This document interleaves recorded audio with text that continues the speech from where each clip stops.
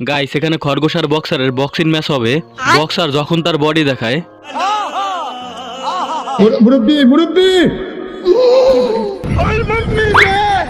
তুমি জানো না আমি ইচ্ছা করলে তোমার চুলকানির মলম লাগাই দিবার পারি। মান্দার পোলা, তুই কি আমারে ফুটপাতের মাস্তান ভাবছস? আমাকে ছেড়ে গেছিল না 26 তারিখে BMW গাড়ি নিয়ে তোমার বাড়ির সামনে দিয়ে যাবো। বক্সার চালাকি করে তার হাতের ভেতরে ইট গেঁথে নেয়।